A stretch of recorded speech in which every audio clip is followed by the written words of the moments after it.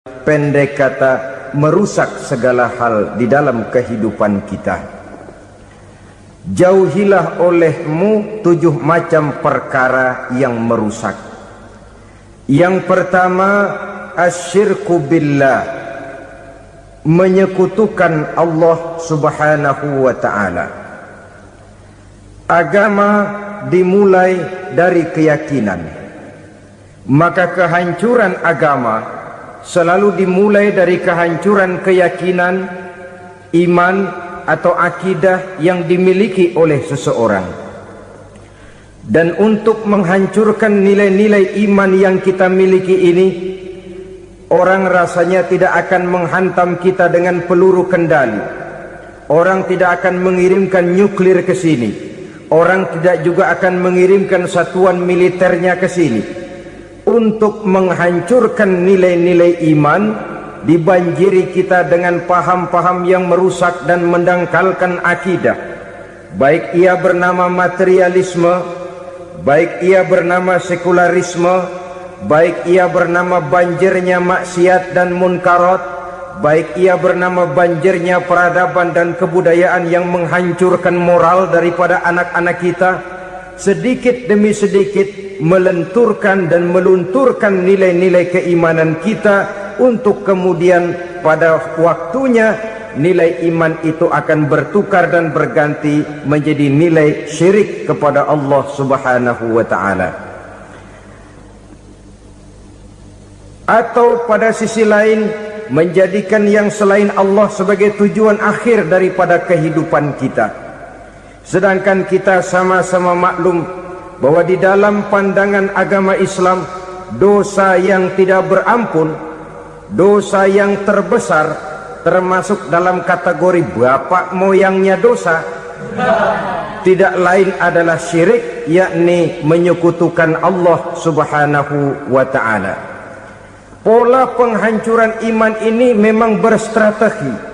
Ditawarkan kita kepada paham materialisme, paham kebendaan, di mana otak menempati urutan sebagai ranking pertama, Tuhan jatuh pada urutan kedua. Lalu menyusul kepada paham sekularisme, Allah dipisahkan dari seluruh kegiatan hidup ini, untuk pada gilirannya menjadikan yang selain Allah sebagai tujuan akhir daripada seluruh kegiatan hidup kita. Oleh karenanya, kewajiban menjaga nilai-nilai iman ini merupakan kewajiban yang mulia tetapi berat, tidak hanya untuk kita, tetapi juga bagaimana mewariskannya kepada anak-anak kita, generasi yang akan datang. Orang-orang tua bijaksana yang diceritakan di dalam Al-Quran, kalau sudah berpikir tentang anak-anaknya, pertanyaan yang paling mereka risaukan ialah, ma ta'buduna min ba'di. Anakku, kalau pada satu saat aku, ayahmu sudah tidak ada lagi di dunia ini, meninggalkan kamu semua, ma ta'buduna min ba'di, apa yang akan kamu sembah nak? Jikalau sekarang ayahmu masih mau ke masjid, masih mau melakukan rukuk dan sujud, masih beribadah menyembah Allah subhanahu wa ta'ala, kalau orang tuamu sudah tidak ada, ma ta'buduna min ba'di, masihkah engkau mau datang ke masjid? Masihkah engkau mau rukuk dan sujud? Masihkah engkau mau menyembah Allah subhanahu wa ta'ala? Pertanyaan ini yang dipikirkan oleh Nabi Yakub kepada putra-putranya. Pertanyaan ini yang diteruskan oleh Nabi Ibrahim kepada anak-anaknya. Pertanyaan ini yang diwariskan oleh generasi ulama salafus saleh kepada para generasi berikutnya. Bagaimana kita generasi sekarang? Kita orang-orang tua sekarang bukan berfikir ma ta'buduna min ba'di, malah yang kita fikirkan ma ta'kuluna min ba'di. Kalau bapak tidak ada nanti kamu makan apa nak? Perkara kamu nyembah apa? Urusan nomor 18. Yang penting kamu nanti hidup bisa makan nak. Maka kita sibuk mewariskan harta kepada anak-anak kita. Kita sibuk mewariskan kebun dan tanah kepada anak-anak kita. Kita sibuk mewariskan pabrik kepada anak-anak kita. sementara kita lupa mewariskan intan yang paling mahal, mewariskan mutiara yang paling berharga, yaitu nilai iman kepada Allah Subhanahu wa ta'ala.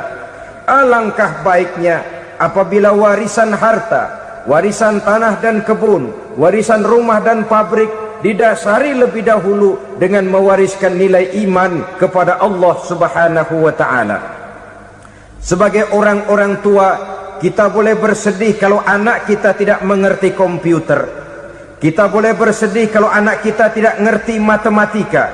Kita boleh bersedih kalau anak kita tidak mengerti bahasa Inggris.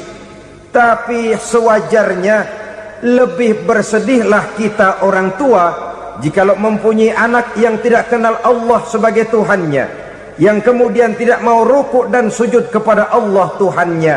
Itulah kemalangan yang paling malang bila kita meninggalkan generasi yang tidak bertauhid kepada Allah Subhanahu wa ta'ala.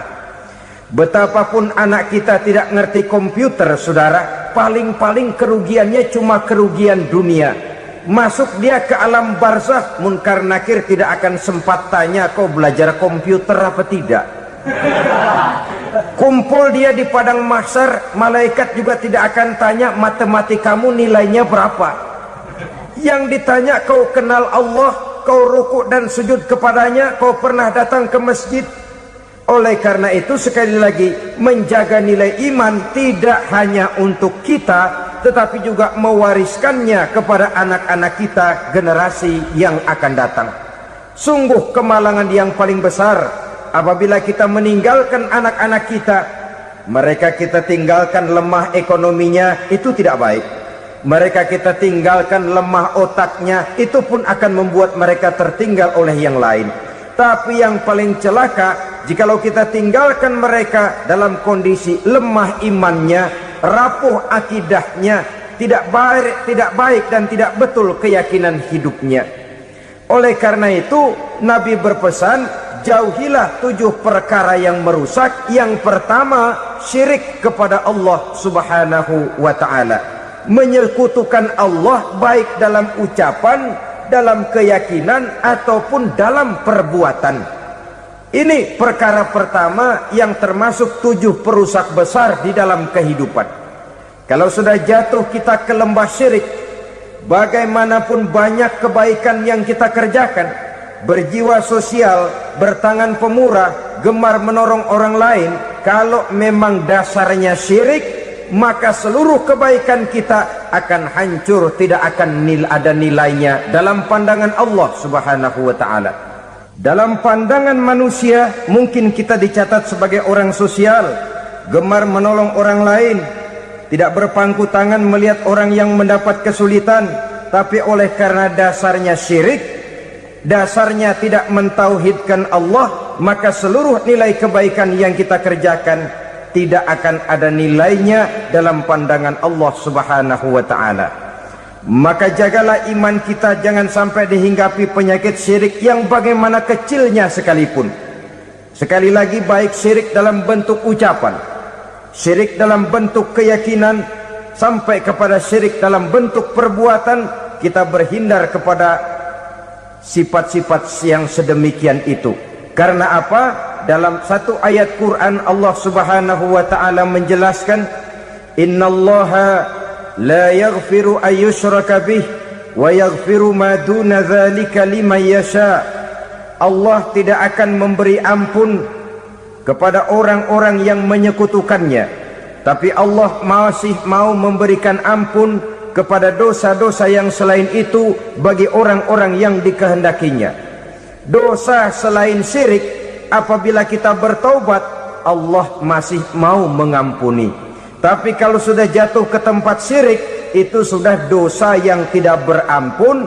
Taubatnya tidak lain melepas syirik, kembali kepada tauhid, berkeyakinan bahwa hanya ada Allah Subhanahu wa ta'ala, Tuhan satu-satunya, yang lam yalid walam yulad walam yakul lahu kufuwan ahad. Tidak beranak, tidak pula diperanakkan, dan tidak satupun yang dapat menyerupai Tuhan Allah Subhanahu wa ta'ala. Saudara-saudara kaum muslimin rahimakumullah, bahwa kita di zaman sekarang memang tidak menyembah berhala, ya. Bahwa kita tidak berterang-terangan mengatakan Tuhan lebih dari satu, memang. Bahwa kita tidak berkeyakinan Tuhan itu punya anak atau diperanakkan, tentu. Tapi dalam perbuatan dan i'tiqad kita kadang-kadang jatuh tanpa kita sadari ke tempat yang bernama syirik ini. Oleh karenanya, di zaman di mana teknologi makin canggih, di mana kemajuan pembangunan makin menjangkau berbagai aspek kehidupan, diperlukan keseimbangan antara kemajuan fisik material dengan kemajuan mental spiritual. Apabila tidak ada keseimbangan yang terwujud, tentulah kepincangan yang diawali dengan pincangnya cara kita berpikir, sehingga pada akhirnya akan mengarah kepada pincangnya cara kita berbuat dan bertindak di dalam kehidupan kita. Oleh karena itu Nabi berpesan, jauhilah sifat syirik, karena syirik merupakan dosa yang teramat besar. Ini sifat merusak yang pertama. Yang kedua, kata Nabi, wasihra, jauhilah sihir. Sihir ini juga termasuk perkara yang merusak kehidupan. Kita semua sama-sama maklum bahwa sihir sebenarnya bukan persoalan baru. Sejak sebelum datang Islam, sihir itu sudah ada. Di zaman Yunani kuno, sihir ada. Di zaman Mesir kuno, di zaman Cina kuno, dan yang lain-lain yang serba kuno, sihir itu sudah ada. Bahkan para nabi pun, para rasul yang diutus oleh Allah Subhanahu wa ta'ala, senantiasa berhadapan dengan ahli-ahli sihir untuk menguji kebenaran dari misi yang mereka bawa. Sihir adalah perbuatan di luar kebiasaan yang bisa dikerjakan oleh ahlinya dengan bantuan jin atau setan. Hukum mempelajari sihir adalah haram, mengamalkannya lebih haram lagi. Sebab itu saudara-saudara, sihir merupakan perbuatan merusak yang harus kita jauhi. Ciri-ciri daripada perbuatan sihir, pertama, ia mengandung tipuan, bayangan khayal. Di zaman Nabi Musa misalnya, orang melihat tambang-tambang itu seperti ular. Nabi Musa melayangkan tongkatnya menjadi ular-ular besar yang memakan ular-ular kecil ciptaan tukang-tukang sihir Fir'aun tadi. Lalu sihir bisa terjadi dengan bantuan jin kafir atau setan. Kemudian ciri yang ketiga, sifatnya halus dan tersembunyi.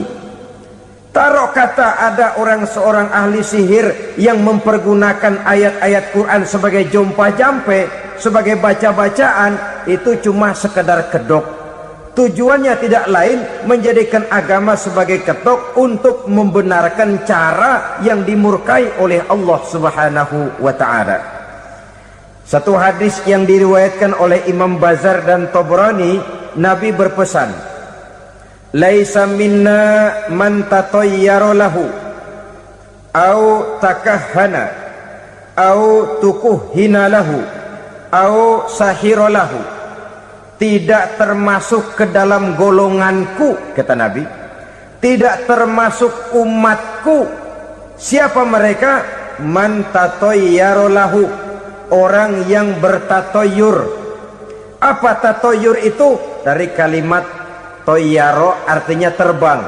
Toir biasa diartikan dengan burung.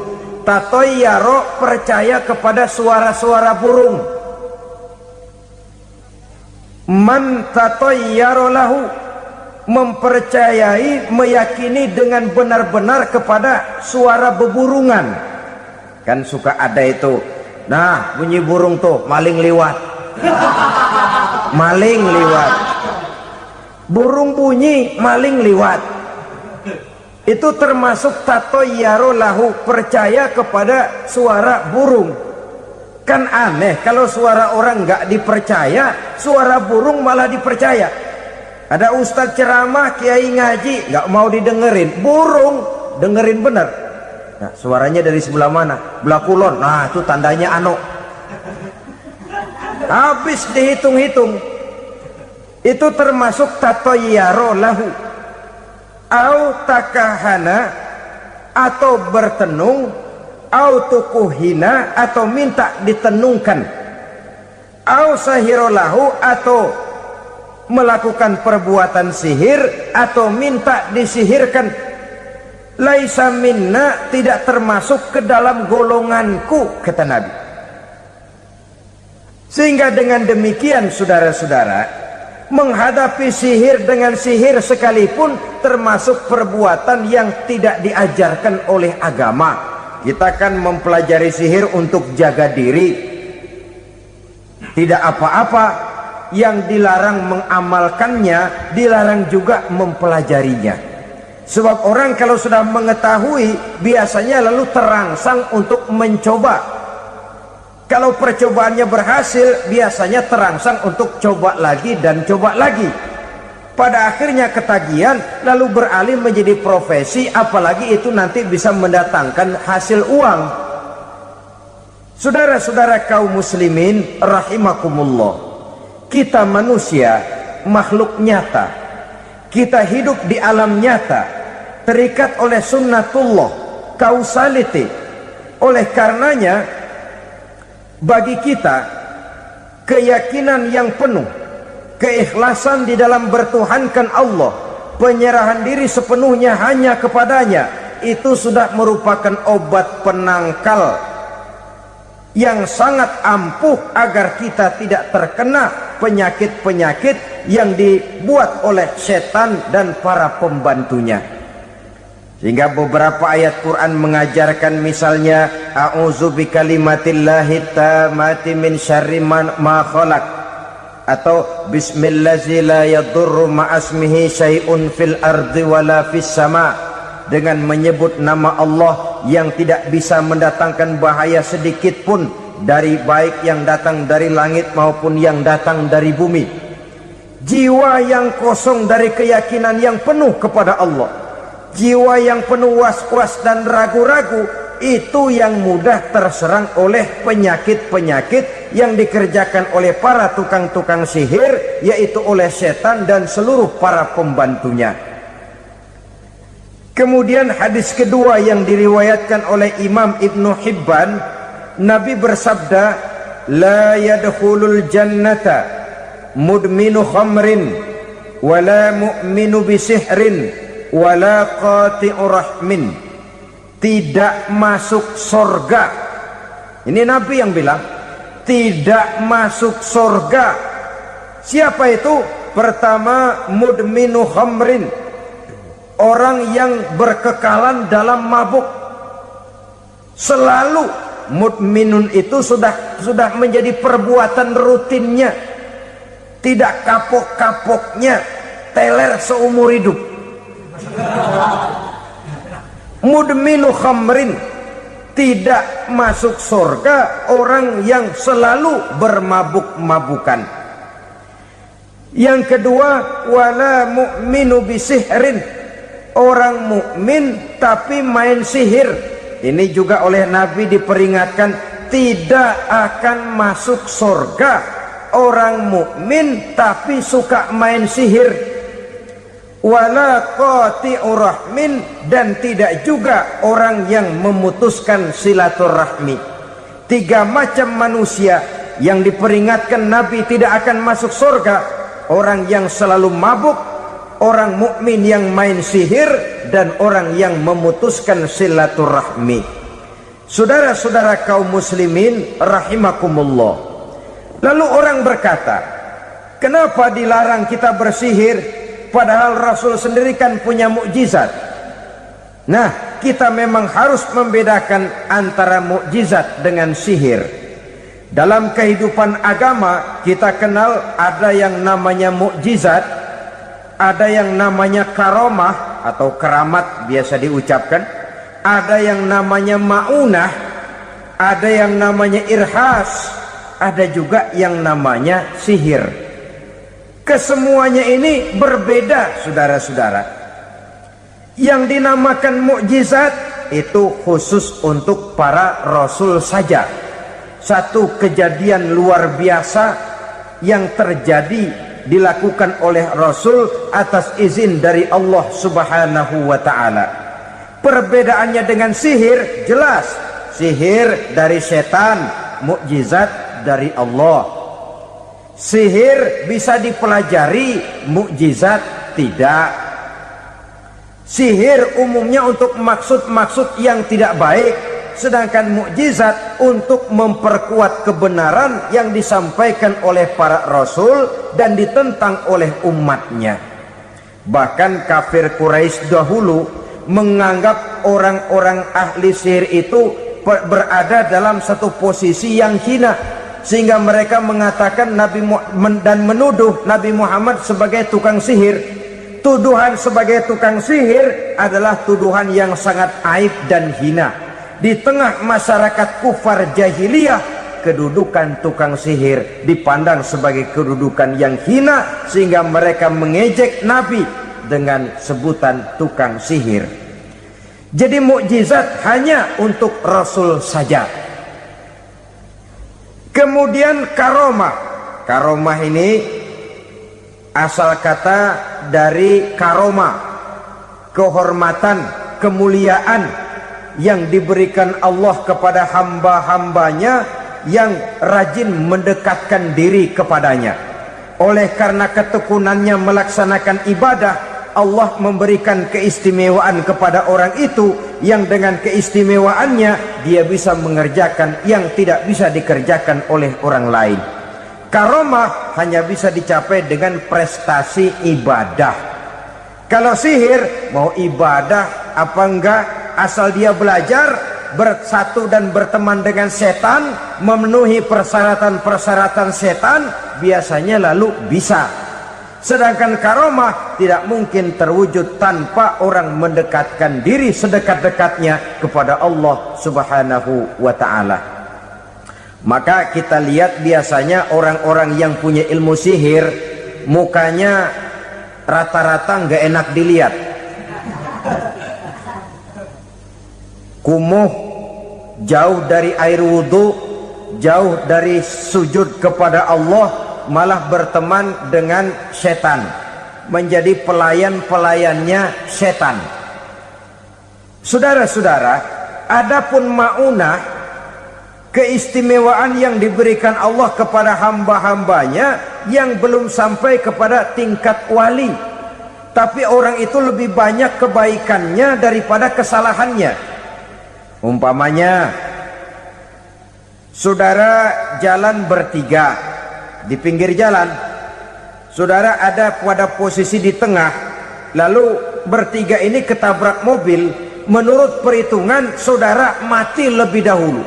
Tapi terjadi hal yang aneh, dua teman saudara mati, saudara malah cuma luka dan lecet sedikit saja. Apa itu? Kalau kita lebih banyak kebaikannya daripada kesalahannya, itu yang dinamakan maunah, pertolongan yang diberikan Allah kepada hamba-hambanya yang lebih banyak kebaikannya daripada kesalahannya.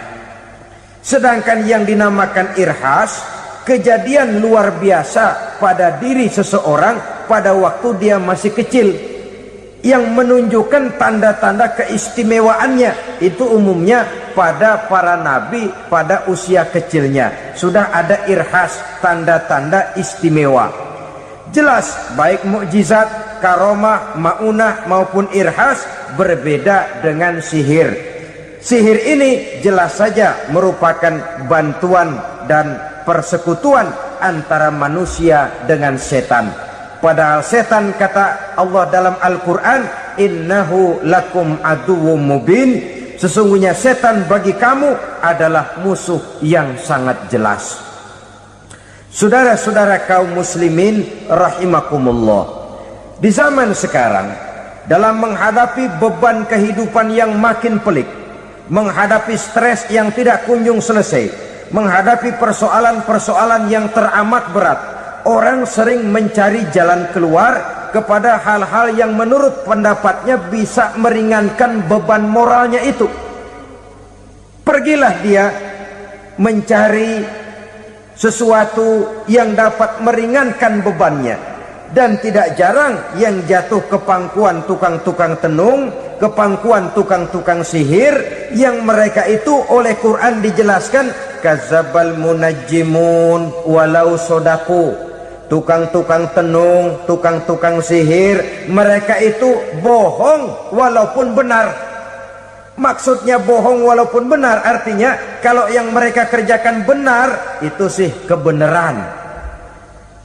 Benar dengan kebenaran itu lain. Kebenaran, kebetulan bisa, tapi tidak untuk selalu. Apalagi kalau itu sudah membahayakan kehidupan orang lain. Jadi oleh karena itu Nabi berpesan, jauhilah daripada sihir. Kalau sudah jauhilah dari sihir artinya ya jauhilah daripada mempelajarinya, jauhilah daripada bergaul dengan orang-orang yang ahli di bidang itu, karena dari pergaulan segalanya bisa menular. Baiklah saudara, ini yang kedua. Yang ketiga pesan Nabi, wa qatlan nafsil lati harramallahu illa bil haq. Membunuh orang lain dengan cara yang tidak benar, membunuh orang yang diharamkan oleh Allah Subhanahu wa taala untuk melakukannya kecuali dengan alasan yang benar. Kita tahu Islam adalah agama damai. Sesuai dengan namanya, ia tidak dikembangkan dengan pedang dan kekerasan. Ia dikembangkan dengan keteladanan dan tuntunan moral. Oleh karena Islam bukan agama kekerasan, Islam pun tidak mementingkan dan mengajarkan kekerasan kecuali dengan alasan yang benar dan bisa dipertanggungjawabkan. Membunuh dengan sengaja, menghilangkan nyawa orang lain tanpa alasan yang bisa dibenarkan adalah merupakan dosa besar dan satu di antara 7 perkara yang bisa mendatangkan kerusakan dalam kehidupan dan yang hendaknya harus kita jauhi. Saudara-saudara kaum muslimin rahimakumullah, beberapa waktu yang lalu di sebuah kota kecil yang indah bernama New Auckland. Saudara tahu New Auckland? Itu dari Gunung Kidul masih ngidul lagi. Pernah diadakan satu seminar yang membicarakan bagaimana menyelamatkan masyarakat manusia dari bahaya Perang Dunia Ketiga. Diperkirakan kalau terjadi Perang Dunia Ketiga, manusia tidak akan tersisa. Sebab apa? Pada waktu itu cadangan nuklir yang dimiliki oleh bersama Amerika dan Rusia konon sudah sanggup memusnahkan 6 miliar manusia pada saat jumlah manusia baru 5 miliar. Jadi kelebihan nuklir dunia ini. Kalau terjadi Perang Dunia Ketiga, sulit manusia untuk tersisa. Maka dibahaslah di dalam seminar itu, wah, supaya tidak terjadi Perang Dunia Ketiga, maka perlombaan membuat senjata-senjata canggih, alat-alat pembunuh modern harus segera dibatasi. Dibahas, tidak mungkin kita membatasi perlombaan membuat senjata. Kenapa? Makin maju ilmu dan teknologi, makin canggih senjata yang ditemukan. Atom sudah meningkat menjadi nuklir, nuklir sudah meningkat menjadi neutron, dan kita tahu bom yang bernama neutron ini bom yang cukup membunuh tanpa perlu merusak. Artinya kalau dia diledakkan di kota kita ini, bangunan utuh, jembatan tidak ambruk, rumah-rumah tetap berdiri, tapi semua yang bernama hidup mati. Itu katanya lebih sopan dari bom atom. Sebab kalau si atom ini sudah membunuh, merusak pula. Neutron cukup membunuh saja tanpa perlu merusak. Jadi majunya senjata-senjata teknologi sebagai akibat yang logis dari kemajuan ilmu pengetahuan ini tidak bisa kita batasi. Dan memang sebenarnya yang bahaya bukan senjatanya, tapi manusia yang mengendalikan senjata itu. Mereka kembali kepada prinsip the man behind the gun. Bukan senjatanya yang bahaya, tapi manusia yang mengendalikan senjata itu yang bahaya. Walaupun senjatanya modern, katakanlah model M16 umpamanya, kalau yang mengendalikannya orang beriman, insya Allah aman. Tapi biar megang cuma senapan angin, kalau yang megang orang brutal, ngeri kita deket-deket.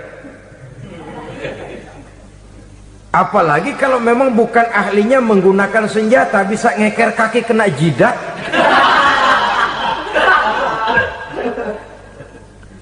Mereka kembali kepada prinsip lama yang tetap baru. Bukan senjatanya yang harus dibatasi, manusia yang mengendalikan senjata itu yang perlu dibicarakan. Nah, kalau begitu, agar manusia tidak mempergunakan senjata sewenang-wenang, apa yang harus kita lakukan? Ya, manusianya harus bermoral. Ya, tapi moral yang mana? Di dunia ini banyak ajaran tentang moral. Itu pun mudah saja. Di sini kan kita undang saja ahli dari berbagai agama untuk membicarakan konsep perdamaian menurut agamanya masing-masing. Baik, setuju itu? Setuju. Maka tampillah para ahli agama, mereka kembali kepada prinsip moral daripada konsep yang terkandung di dalam ajaran agama untuk menegakkan perdamaian. Mula-mula naiklah ahli dari agama Hindu, dibacakan konsep perdamaian menurut ajaran agama Hindu, bahwa untuk damai manusia harus meninggalkan nafsu keduniaannya, menempuh samsara dan sebagainya untuk mencapai nirwana, menjauhi kemegahan dan kemewahan dunia. Ini lalu dibahas, rasanya juga tidak mungkin ini. Kemudian dari agama Nasrani, bahwa untuk damai manusia harus menciptakan sifat kasih sayang. Kalau ditampar pipi kiri, berikan pipi yang kanan. Kalau diberikan selendang, berikan baju. Nanti orang kasihan, lalu dia tidak akan nampar lagi. Ketika ini dibahas, ternyata rasanya pun tidak mungkin bisa diterima. Karena apa? Di zaman sekarang orang ditampar pipi kiri, dikasih pipi kanan. Bukan kasihan, gemes. Damai belum tentu, bonyok udah jelas. Lalu ketika dibacakan konsep perdamaian menurut Quran, di mana disampaikan ayat wa jazaa'u sayyi'atin sayyi'atun misluha faman afa wa aslaha fa ajruhu 'ala Allah. Balasan terhadap satu kejahatan adalah kejahatan yang seimbang, tetapi barang siapa yang memberi maaf dan mencari jalan damai, itulah yang terbaik dan akan mendapat pahala dari Allah Subhanahu wa ta'ala. Kamu tidak salah ditampar pipi kirimu, tampar lagi pipi kirinya sekeras dia menampar pipi kirimu.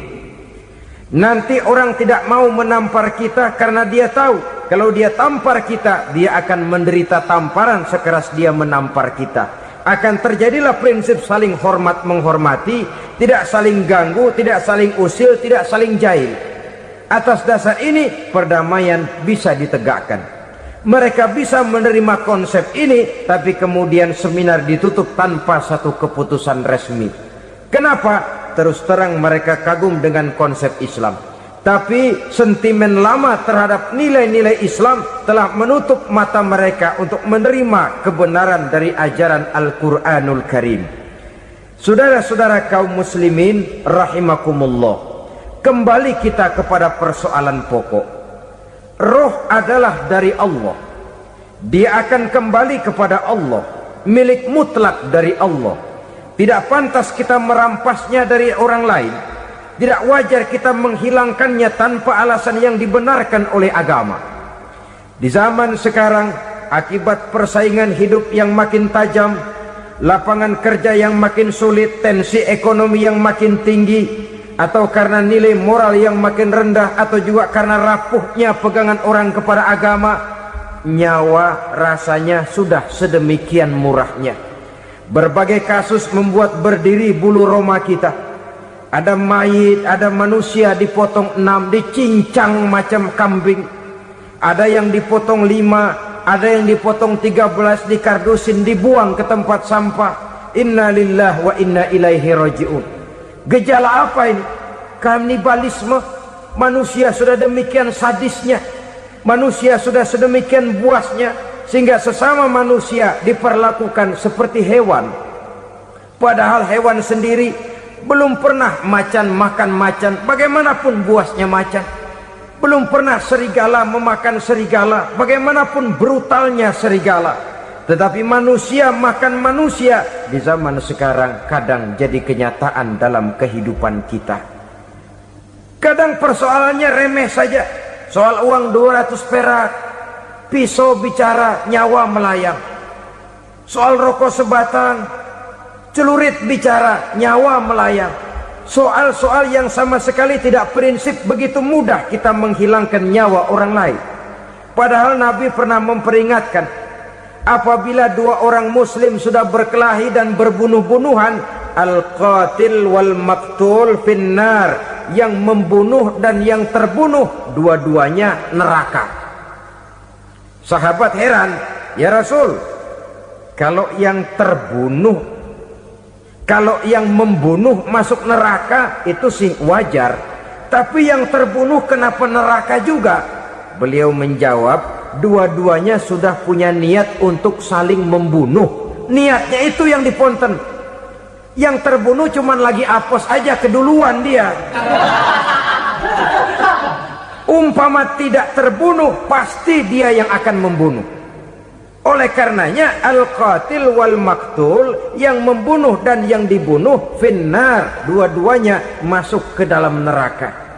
Islam menghormati kehidupan, tidak hanya terbatas kepada sesama muslim, orang-orang yang berlainan agama pun yang mau hidup berukun, damai, berdampingan dengan umat Islam, jiwa mereka, darah mereka dilindungi oleh nilai-nilai Islam yang disebut dengan kafir zimmi ini. Mengganggu mereka sama saja dengan mengganggu aku, kata Nabi. Jadi oleh karena itu, sayangilah sesama. Kehidupan adalah anugerah Allah, bukan wewenang kita untuk mencabutnya dari orang lain, bukan wewenang kita untuk merampas dan menghilangkannya dari orang lain. Apa yang tidak enak terjadi pada diri kita, begitu pula lah apabila terjadi pada diri orang lain. Sehingga Nabi mengatakan, la yu'minu ahadukum hatta yuhibba li akhihi ma yuhibbu li nafsihi. Belum dikatakan beriman seseorang kamu apabila dia belum mencintai saudaranya seperti ia mencintai dirinya sendiri. Apa yang enak dirasakan oleh orang lain, enak juga dirasakan oleh dia. Mengukur orang lain dengan diri sendiri. Kalau orang lain tanpa salah saya fitnah, kalau saya tanpa salah difitnah orang, enak apa enggak? Enggak, orang lain juga begitu. Kalau orang lain tanpa salah saya tempeleng kepalanya, enak apa tidak? Tidak. Orang lain juga begitu. Yang tidak enak terjadi pada diri kita, tentu tidak enak juga kalau terjadi pada orang lain. Mengukur orang lain dengan diri sendiri, sehingga tidak timbul sifat egois, tidak menari di atas bangkai orang lain, tidak mendirikan kebahagiaan di atas untayan air mata orang lain. Sehingga dengan demikian saudara-saudara, dia bisa menghormati kehidupan, menghormati orang lain sebagaimana dia ingin dihormati. Inilah perbuatan ketiga yang merusak, membunuh orang lain dengan yang diharamkan Allah tanpa alasan yang benar. Yang ketiga. Kemudian yang keempat, perbuatan merusak, wa aklar riba, makan riba. Hidup adalah tolong menolong. Bahasa kerennya take and give katanya, saling memberi dan saling menerima. Nabi mengajarkan, man kuraba kurbatan min kurabid dunya karaballahu lahu kurbatan min kurabi yaumal qiyamah, wallahu fi aunil abdi madamal abdu fi auni akhihi. Siapa yang meringankan beban dari beban-beban yang dirita seseorang di dalam kehidupan dunia, Allah akan meringankan bebannya daripada beban-beban yang harus dipikulnya di hari kiamat nanti. Wallahu fi aunil abdi madamal abdu fi auni akhihi. Allah senantiasa akan menolong seorang hamba selama hamba itu masih mau menolong saudaranya. Allah selalu akan menolong seorang hamba selama hamba itu masih mau menolong saudaranya. Apabila kita sudah berpangku tangan terhadap kesulitan orang lain, biasanya pun pada saat kita mendapat kesulitan, kita akan sulit juga memperoleh pertolongan. Nah, riba alias renten, kedoknya adalah menolong orang, tapi sama juga bulu buntutnya dilepas, palanya dicekek. Menolong orang pada akhirnya menjadi beban bagi seseorang, dan memang mencari orang-orang yang berada dalam posisi kesulitan. Biasanya di daerah-daerah di mana musim paceklik, jadi lapangan kerja sulit, sedangkan urusan perut tidak bisa ditunda, akhirnya orang terjebak ke dalam rentenir, ke dalam riba, ke dalam renten, bunga berbunga, sehingga satu saat jumlah bunganya bisa lebih besar dari jumlah pinjaman pokoknya. Kemudian kalau juga ternyata tidak bisa dibayar, rumah jadi taruhan. Memang rumah satu-satunya, begitu rumah ditarik mulain camping. Bukankah pada akhirnya akan mewariskan kesengsaraan? Oleh karena itu, kepada kita berusahalah jangan berhubungan dengan rentenir, jangan makan renten dan riba. Kepada mereka yang melaksanakan riba, walaupun mendatangkan keuntungan materi, tapi percayalah, harta yang didapat dengan jalan riba tidak akan membawa keberkahan. Manakala tidak membawa keberkahan, dia tidak akan mendatangkan ketenangan di dalam kehidupan kita. Oleh karenanya, memakan harta riba termasuk perbuatan yang merusak sendi-sendi kehidupan sosial, merusak kehidupan orang lain, merusak kehidupan masyarakat, tetangga, pergaulan, dan sebagainya. Yang kelima, wa akla malil yatim, memakan harta anak yatim dengan cara yang zalim. Nih, memang lezat. Anak yatim itu nggak tahu urusan apa-apa, kita diamanahkan untuk mengurusinya. Kadang-kadang dibentuklah panitia penyantunan yatim piatu. Yatimnya mah tetap kelaparan, panitianya yang pada gendut.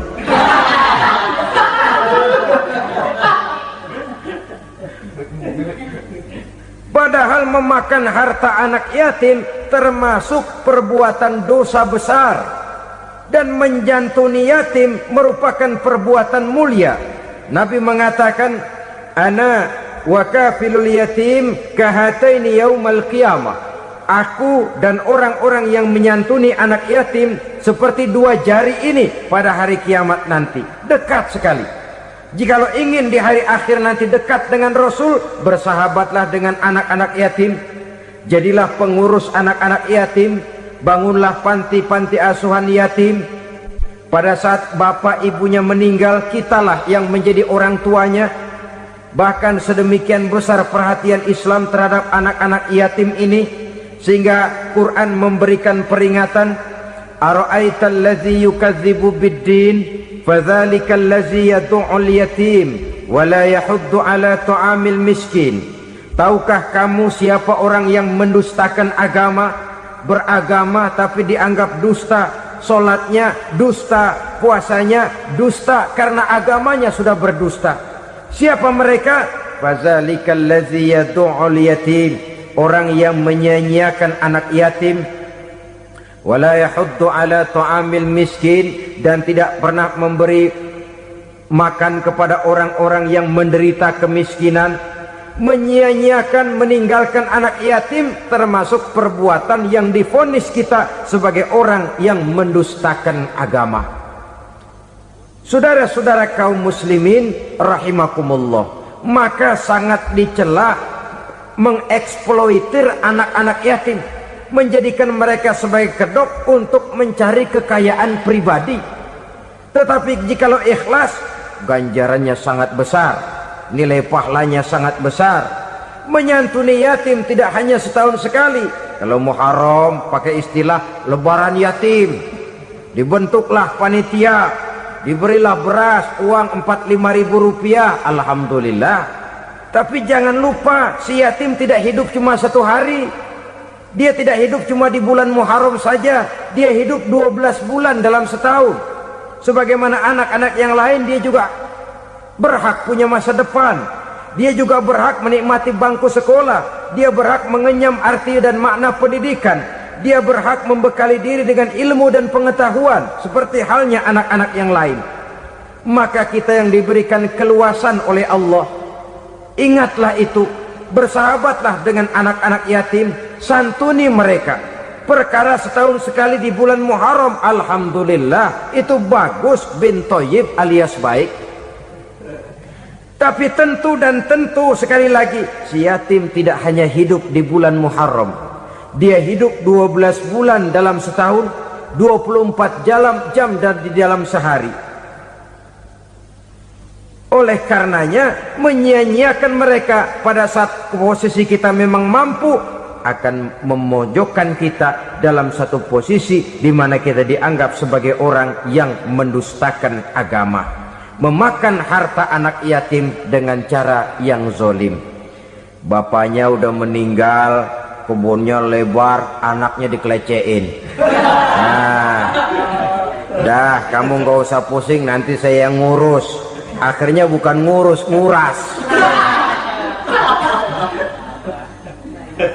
Si yatim mungkin tidak tahu bahwa dia disia-siakan, haknya diambil, miliknya dizalimi. Tapi Allah yang akan membalasnya dengan seadil-adilnya. Maka makan harta anak yatim biasanya balasannya tokcer bin paten.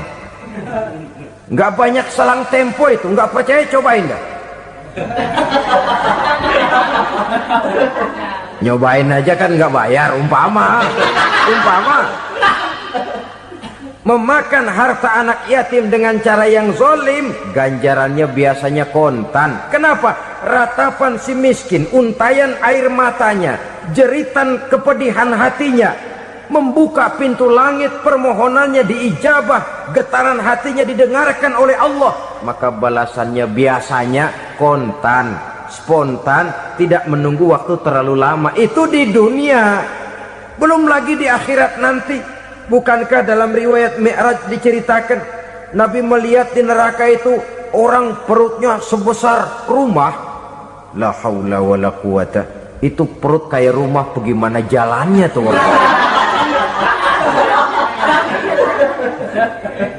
Dan memang gak jalan, diseret-seret oleh malaikat di neraka itu.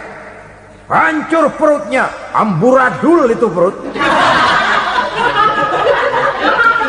Berantakan isinya, dibulatkan lagi, diseret lagi, hancur lagi, dibulatkan lagi. Sampai Nabi tanya, orang itu begitu berat siksanya kenapa ya Jibril?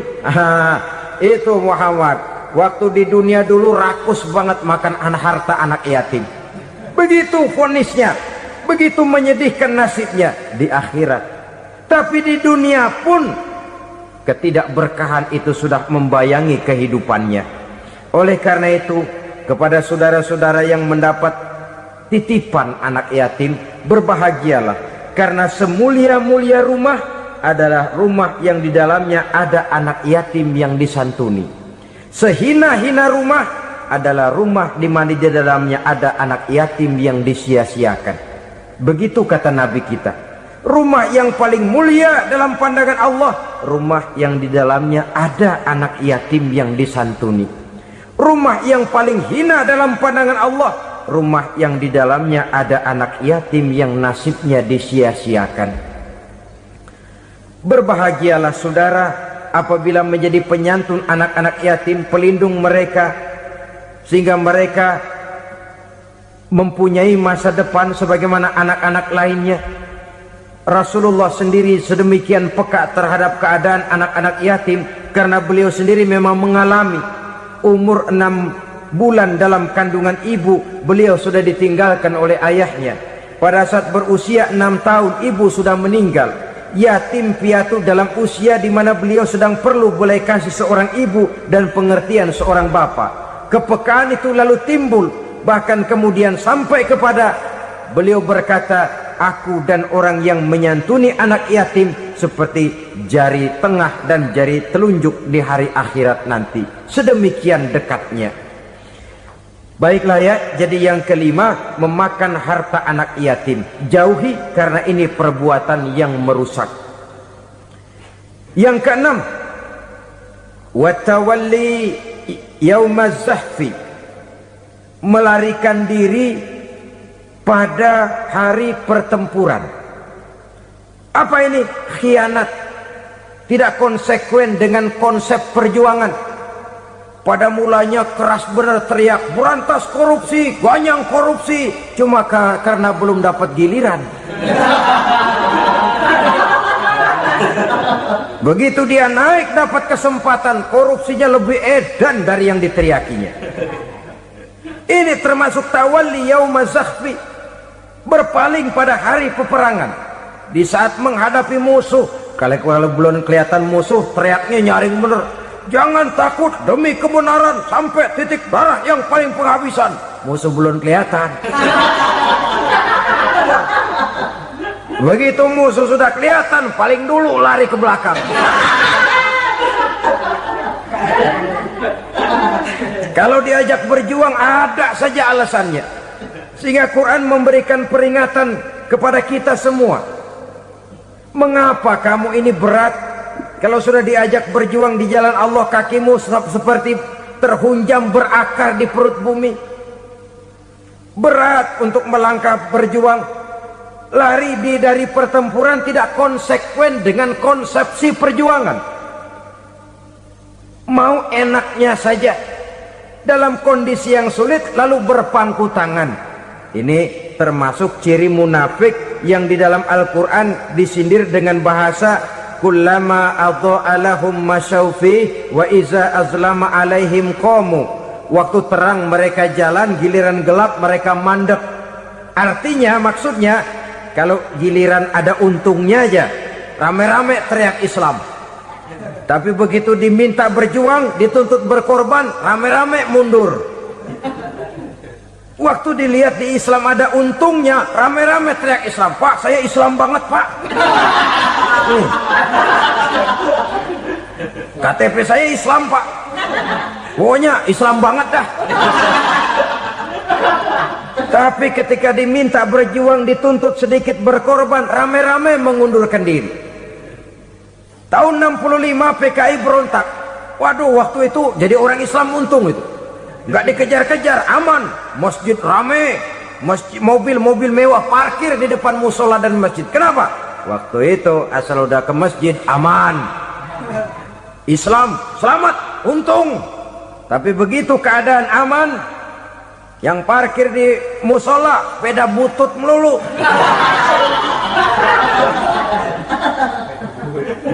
Waktu terang mereka jalan, waktu gelap mereka berhenti. Dikala di Islam ada untungnya, baru wah Islam bagus, Islam hebat. Tapi waktu dilihat ada kerugian, jangan bawa-bawa Islam dah. Jangan bicara soal Islam, ini kan bukan soal agama. Bukan soal agama. La haula wala quwata illa billah.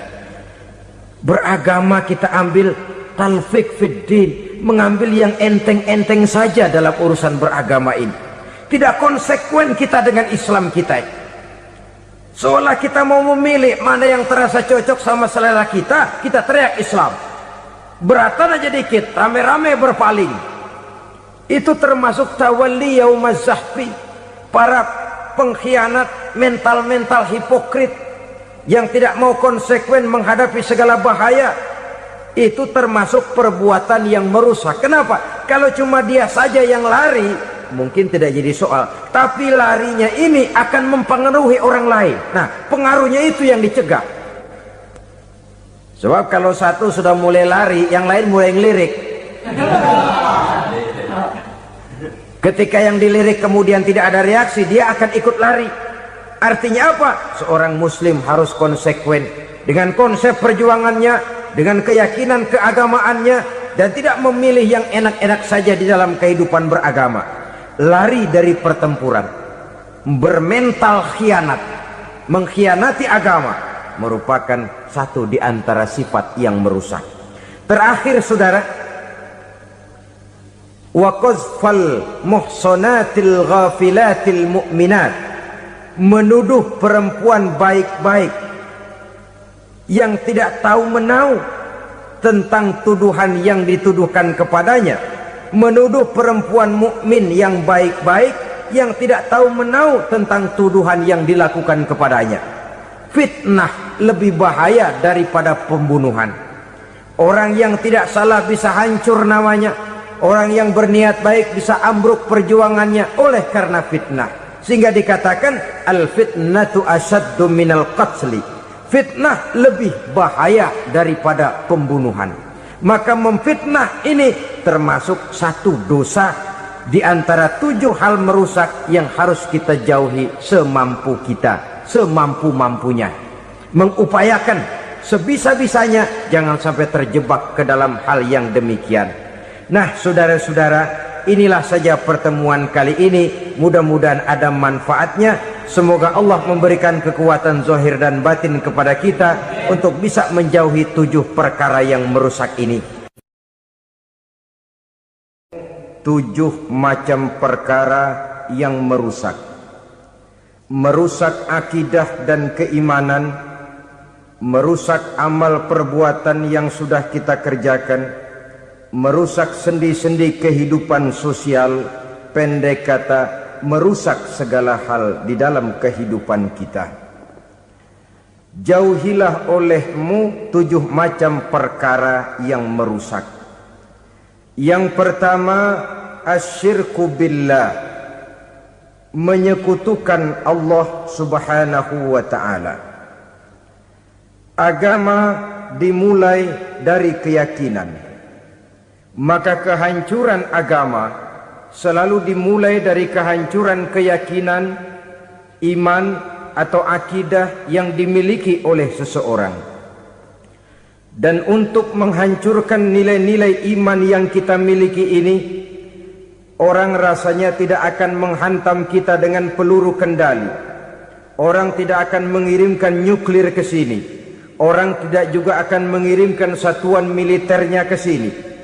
Untuk menghancurkan nilai-nilai iman, dibanjiri kita dengan paham-paham yang merusak dan mendangkalkan akidah.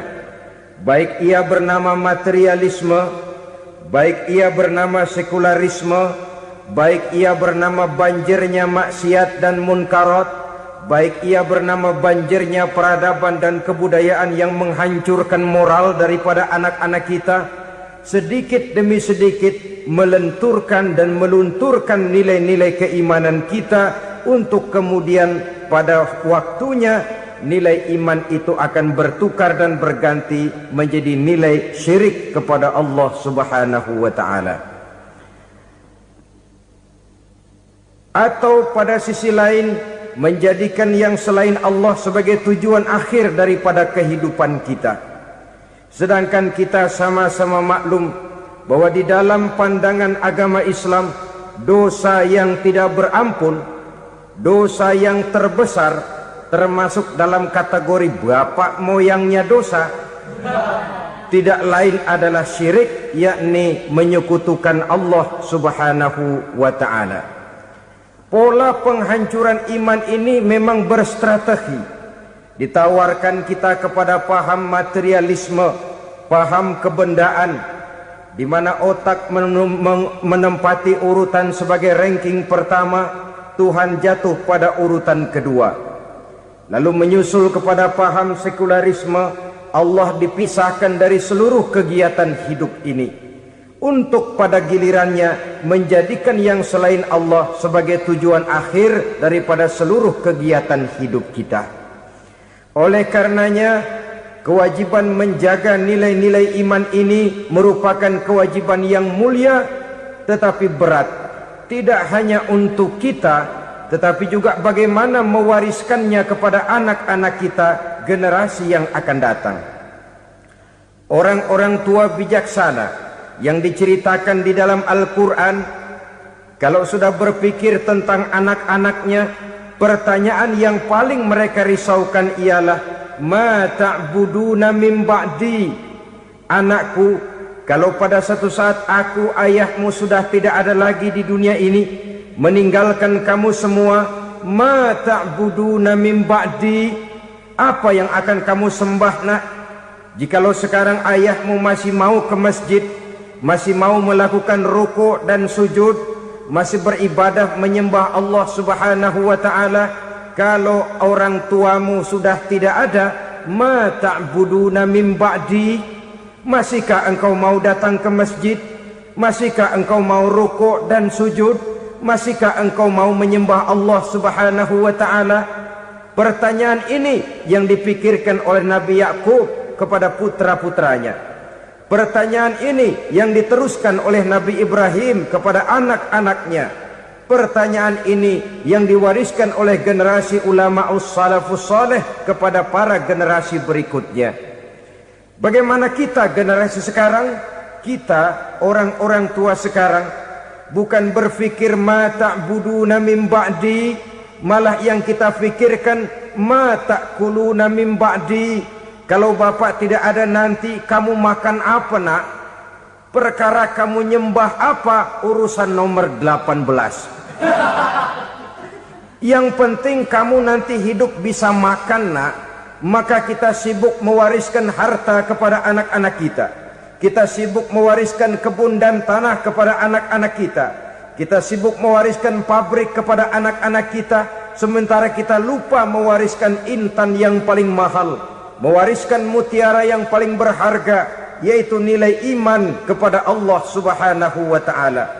Alangkah baiknya apabila warisan harta, warisan tanah dan kebun, warisan rumah dan pabrik didasari lebih dahulu dengan mewariskan nilai iman kepada Allah Subhanahu wa ta'ala. Sebagai orang-orang tua, kita boleh bersedih kalau anak kita tidak mengerti komputer. Kita boleh bersedih kalau anak kita tidak mengerti matematika. Kita boleh bersedih kalau anak kita tidak mengerti bahasa Inggris.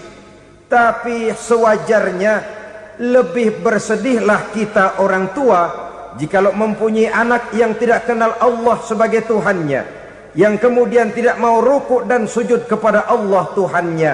Itulah kemalangan yang paling malang bila kita meninggalkan generasi yang tidak bertauhid kepada Allah Subhanahu wa ta'ala. Betapapun anak kita tidak ngerti komputer, saudara, paling-paling kerugiannya cuma kerugian dunia. Masuk dia ke alam barzakh, munkar nakir tidak akan sempat tanya kau belajar komputer apa tidak. Kumpul dia di padang mahsyar, malaikat juga tidak akan tanya matematikamu nilainya berapa. Yang ditanya kau kenal Allah, kau rukuk dan sujud kepadanya, kau pernah datang ke masjid. Oleh karena itu sekali lagi, menjaga nilai iman tidak hanya untuk kita, tetapi juga mewariskannya kepada anak-anak kita, generasi yang akan datang. Sungguh kemalangan yang paling besar apabila kita meninggalkan anak-anak kita, mereka kita tinggalkan lemah ekonominya, itu tidak baik. Mereka kita tinggalkan lemah otaknya, itu pun akan membuat mereka tertinggal oleh yang lain.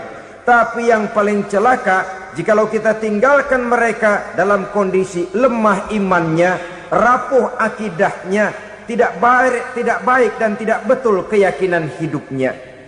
Oleh karena itu Nabi berpesan, jauhilah 7 perkara yang merusak. Yang pertama, syirik kepada Allah Subhanahu wa ta'ala. Menyekutukan Allah baik dalam ucapan, dalam keyakinan, ataupun dalam perbuatan. Ini perkara pertama yang termasuk 7 perusak besar di dalam kehidupan. Kalau sudah jatuh kita ke lembah syirik, bagaimanapun banyak kebaikan yang kita kerjakan, berjiwa sosial, bertangan pemurah, gemar menolong orang lain, kalau memang dasarnya syirik, maka seluruh kebaikan kita akan hancur, tidak akan ada nilainya dalam pandangan Allah Subhanahu wa ta'ala. Dalam pandangan manusia, mungkin kita dicatat sebagai orang sosial, gemar menolong orang lain, tidak berpangku tangan melihat orang yang mendapat kesulitan, tapi oleh karena dasarnya syirik, dasarnya tidak mentauhidkan Allah, maka seluruh nilai kebaikan yang kita kerjakan tidak akan ada nilainya dalam pandangan Allah Subhanahu wa ta'ala. Maka jagalah iman kita jangan sampai dihinggapi penyakit syirik yang bagaimana kecilnya sekalipun. Sekali lagi, baik syirik dalam bentuk ucapan, syirik dalam bentuk keyakinan, sampai kepada syirik dalam bentuk perbuatan, kita berhindar kepada sifat-sifat yang sedemikian itu. Karena apa? Dalam satu ayat Quran Allah Subhanahu wa ta'ala menjelaskan, innallaha la yaghfiru ayyushraka bih wa yaghfiru ma duna dzalika liman yasha. Allah tidak akan memberi ampun kepada orang-orang yang menyekutukannya, tapi Allah masih mau memberikan ampun kepada dosa-dosa yang selain itu bagi orang-orang yang dikehendakinya. Dosa selain syirik, apabila kita bertaubat, Allah masih mau mengampuni.